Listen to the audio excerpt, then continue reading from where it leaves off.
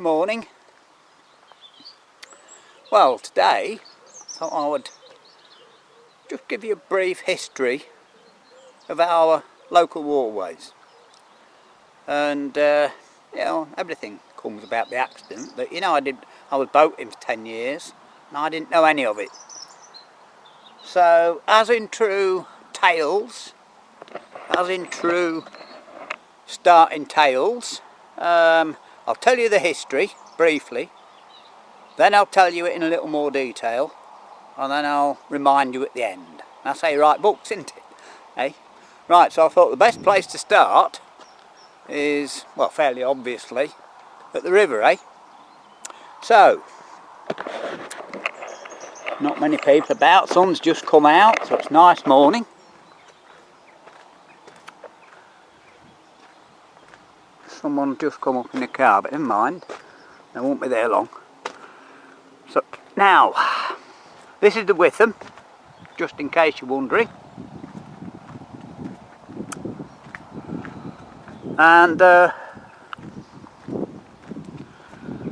this over there is Fiskerton.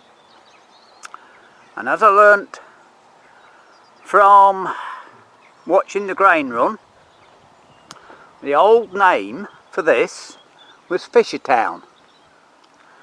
Now it's a little bit misty today, so you're not quite, no, you can't see it. Anyway, when you're on a boat and you're coming along here, this is the first glimpse you get of Lincoln. Anyway, before the Grand Sluice at Boston, which I'll tell you about, that's where the Haven becomes the Witham and it becomes non-tidal. The lock that stops the sea coming in at Boston. Well, before that, there was, this river was tidal. Now, the old name for Fiskerton is Fishertown. So it appears to me, although I can't guarantee this, that this river was tidal up to here, which makes pretty sense, I think you'll agree. So what it is, when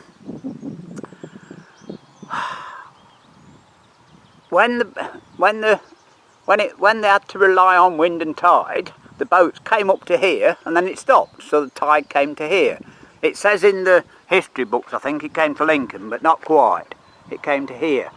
And so this is why Fiskerton became known as Fishertown, because this is where the fishermen came to, where the boats came to, brought in with the tide.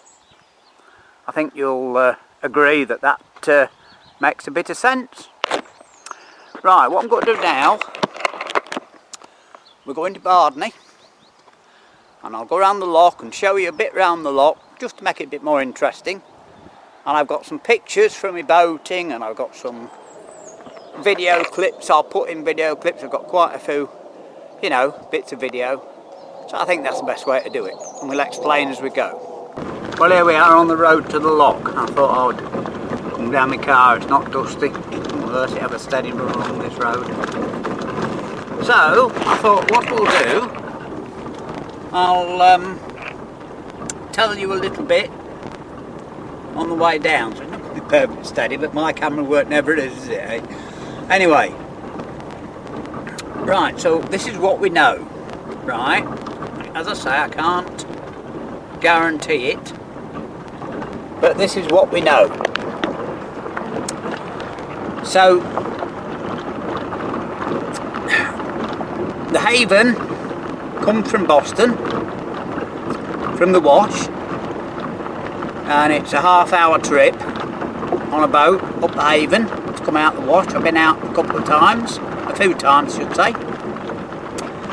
And at the Grand Sluice it stops the sea and it becomes non-tidal river, and in fact it turns from salt water to fresh water, because the river is of course the drain. And when you think about it, and we did, there's really only two drains to drain Derbyshire, Nottinghamshire and Lincolnshire. which is of course the Trent and the Witham. You know, it's as I say, I wouldn't even have thought of this if it hadn't been for boating, you know, and seeing the grain run, a lot of that video. Anyway, as I've got lots of video, of course, my boating videos, a few might have seen, I've got loads of pictures, so I'll put a few pictures in with it, just try and make it a little bit interesting, and see how it goes. So anyway, the Romans, when they came, and the Vikings actually, before them I think it was, or after, I can't remember, but they came up the Witham to Lincoln, and that was really the start, because that's when BC becomes AD, doesn't it? And because they didn't like to go to the sea, so they dug the Witham out, or basically it'd be me as a slave being killed off, no doubt, digging the blooming river out, not them. Anyway, because they didn't like the sea, they dug the Fosdyke Canal, and this is slightly, no, I won't say it annoys me, but it irritates me slightly, in that when, again, I didn't know, everyone in Lincoln knows because I went to school there and was told about it, I never knew, but the Fosdyke was dug in AD 120, yet if you watch television programmes about our canals, they say, oh, the first canal was 1700 and something around Birmingham or Manchester. But it wasn't. Because ours, the Fosdyke, was 2,000 years earlier. So that's one bit of history most of television doesn't like. And the purists, of course, the boating purists, they say, oh, well, it's not really a proper canal, you know, because it was probably a dike or a little stream that was dug out. Rubbish, you know. A canal's a man-made waterway.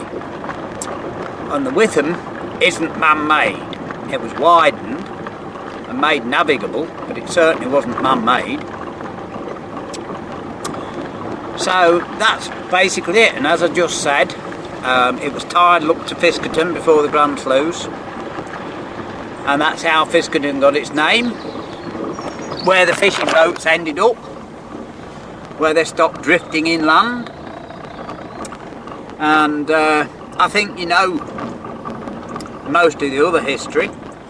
So anyway, what we'll do now, I'll tell you a bit more around the loch and about the loch, because when I was here, and I was here for 5 years, of course I'm sociable and I talk to people, the workers and everything else. So we'll tell you a little bit, you know, what we learned about the lochs and, well, about the area in general. Right, see you in a few minutes. Well, I've just walked down the end of the mooring to show you something, and the trees hiding it, but anyway, there's a sluice up there, and in a moment I'll go on the bridge and show you the old Witham and where it runs. That's what we'll do. And so this is a cut through, and I was caught out with this when I first got my wooden boat, because that up there is a cycle track that was the railway line, and in the winter time this area here doesn't get any sun, because I'm pointing and you can't see me. Right, the sun goes from there to there, more or less. That's more or less east over there. It's somewhere there, anyway. But this doesn't get any. And again, well, I could show you at the loch. But anyway, at the sluice, there's a pub round there, Two Arms, that does fishing. They're fishing lakes, and they want fishermen. And years ago, about 15 years ago now it'll be, or more, the old Witham was silting up. So they dropped the sluice to let the water go around there, so there isn't any flow past the loch now. And as I say, on my wooden boat I was caught out because it ices up. Well, there was a tiny bit of ice in the lock, and I had a mate with me, and we set off. I thought, well, it's got a bar on the front, it'll be alright. Yeah, it was. Got up to just past the sluice, and it wore a hole in the planks. The blooming ice did. Oh dear. And it broke the rudder off. Never mind. The adventures of boating, that is. That's a tale for another day. Right, we'll move location and tell you a bit more. Well, the blooming wind's just got up. Here's a novelty look boat coming. I don't know who it is. Find out in a minute. Anyway, I'm just going to turn into wind just to show you the old Witham.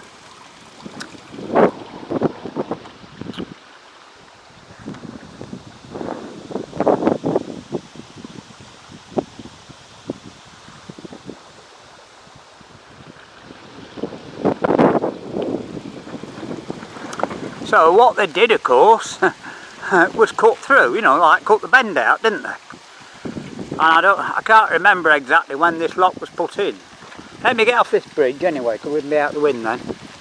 Well, that was nice to see. Some people remember me. They saw me on Steve's boat at Boston 2 or 3 years ago. Or, no, they saw me up at Fisket and Fen. They had a word with them there a couple of years ago. But nice to be remembered, and nice to see friendly faces that are pleased to see you. So we'll just give them a helping hand, of course. Yeah, thanks. See you soon. It's alright, Ian. Thanks, mate.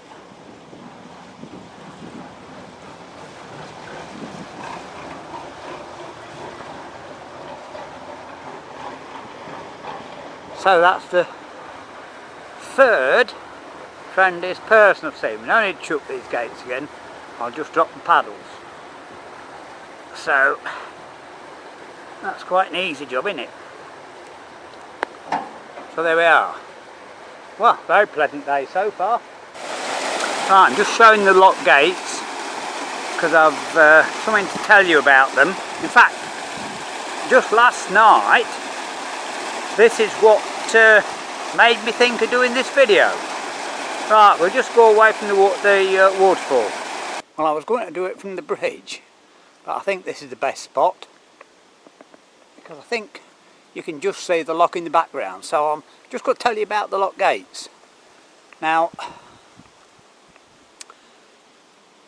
when I was here for 5 years, from 2002 to 7, and it was before the cycle track was made. I was here when that was made, and it was before that, and I always remember, really nice chap. We had lots of nice chats, and he was the carpenter for what was then British Waterways, which is now of course the River and Canal Trust. And he was about to retire, and his last job was making those lock gates. Now, what brought this video about was watching Harry last night doing his chair, and he was having problems getting upholstering it because the tacks were not going in the wood. It was hard, and that's what made me think of this.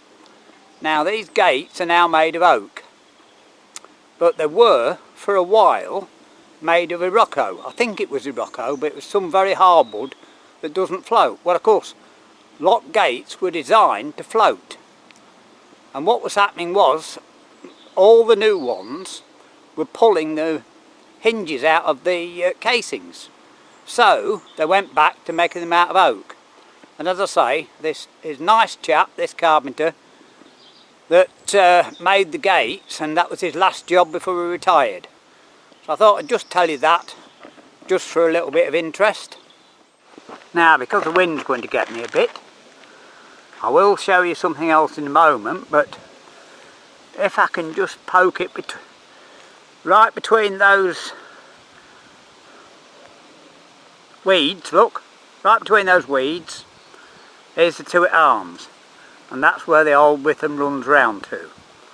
So as I say, and that is now known as Bronston Island. And when it floods over there, you can see the sluice next to those trees, and they open that up and flood that, and it was on a lease. Well, the bloke wouldn't pay the money for the new lease, and it flooded while I was here, and I think he was well compensated for, but I think he wished then that he'd renewed his lease, to be honest, and it serves him right. He's not the nicest man, apparently. I've not had much to do with him. Anyway, a bit more. Now, I'll go up on the bridge and show you the fork in the river. But as I say, you'll just have to put up with a bit of wind. And as usual, here it is all written down for us. So what I'll do, just come into the writing.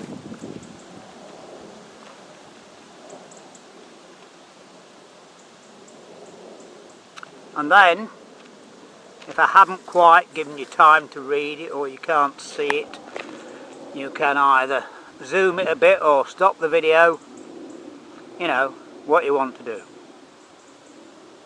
Right, we're just at the point of the fork in the river. So that up there is the Witham, and that there is Sinsel Drain. Now, there's a story about one of the posh boaters from Burton Waters. He had a trip to Boston, and they called it the pub. Well, of course, boating's a slow job, and he didn't realise. Sorry for laughing, but I've got to. He didn't realise that. I'm trying to stand him back to the wind, you see. He didn't realise how slow it was, and his daughter was driving, and she didn't know you had to turn right there because it looks very different from the river. You know, it really does. Even though I'd sussed it out first, it nearly caught me out the first time here because I was in the dark. Anyway, so they carried on up there. Until, of course, they ran aground. Wow. Burton Waters boaters, you know, it wasn't a problem to them. They just called Burton Waters out and had it lifted out and recovered and that, and you know, so their boat trip cost them 3,000 or 4,000, but no doubt that's come out of our pocket because they'd be insured, I think. Just a bit of a amusing story for you with that. And then the other side, you will see where the river forks.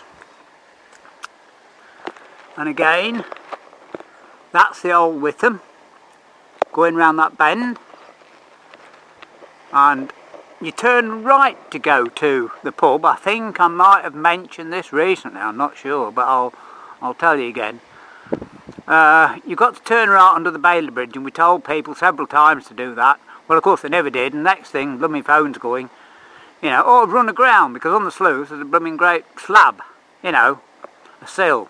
And they've run onto that, so we had to go around and rescue them. And that's the start of the Barling Zoo, which actually runs past my friend's Roy's field, where we did the ploughing earlier in the year. So there we are. So if you're on a boat going from Boston, just remember you've got to turn right under the bridge and left into the lock. There you go. Trying to be helpful as ever. Well, we'll finish off as we started. I think it's a little bit more, it's jumpy, isn't it? But I think it's a bit more enjoyable just to see a bit of movement, you know. Right, so just to sum up then, the sea at Boston is in the Wash. You can find that on the British map very easily. And it comes up the Haven for 7 miles, where the Grand Sluice stops it. Now, the sea is actually, at high tide, is on average 6 foot higher than the river. So it's, if the lock wasn't there, Lincolnshire would be flooded. Every high tide, twice a day, right? So that's one thing. Then it comes up to Bardney at that level that you've seen, the lower level. Now, in winter time, to allow for extra rainfall and try and stop the flooding, that level is lowered. But at Bardney it comes up 6 feet, as you've seen, and it stays at that level until it gets to Stamp End at Lincoln. And I was thinking of just showing you a picture of that lock, sorry, a video of that lock, but what I'll do, I'll just show you a picture. It's a guillotine lock. And also, just to break up the commentary a little bit, I'll put a brief clip from bottom lock up the Kine, because that's a guillotine lock, and I've got quite a lot of video, you know, of my boat going in there and lifting the guillotine up and working that lock. So I'll put a brief bit of that. Also, a few of you might not have seen my early boating videos, which, even though I say myself, are pretty good. I enjoy watching them occasionally. So I'll leave links to those, to the Boston Drains, which is a nice video, and the Kime trip, which I redid a year or two ago, I can't remember now, to try and get a bit better quality. I'll leave a link for those in the description. Now at Lincoln it rises again about 6 foot, and it passes through Lincoln itself. I'll either put a couple of pictures or a brief clip going through Lincoln, and then it goes through the Brayford Pool and up the Fosdyke to Torksey Lock, where it drops down to the tidal waters of the River Trent. So that's our local waterways. I hope you've enjoyed this little history lesson. And well, as I say, I knew nothing about it, and it was only 10 years ago, something like that, when I learnt it. Sorry, I'm just double checking, aren't I? There's no one about, but you have to double check when you're in this slope. There might be holding a tractor up or something, you know, because all the land is all ready for reseeding. Look, as you can see, probably already been sown. Yes, so as I said, resume at the end, starts in the wash, tidal up to the Grand Sluice, Boston to Bardney, the lower level, which is dropped in the winter, Bardney to Lincoln, the middle level, which is actually the height of high tide at Boston. Then it rises again and stays on that level up to Torksey, where it drops down to the tidal level of the Trent again. Anyway, I hope you've enjoyed this little video, and we'll see what we can find in the edit to make it more interesting. I've had a lovely day, by the way, just to finish off. I've had a really nice day. Yeah, very friendly people. We don't normally have a problem with people, but you know, they were very friendly, very pleased to see me. Genuinely, you heard that, I think, from the old lady and Ian going. I can't remember her name now, but we've seen him a time or two. So all in all, been a very pleasant day. We'll see you all soon. Take care, and most importantly, have fun.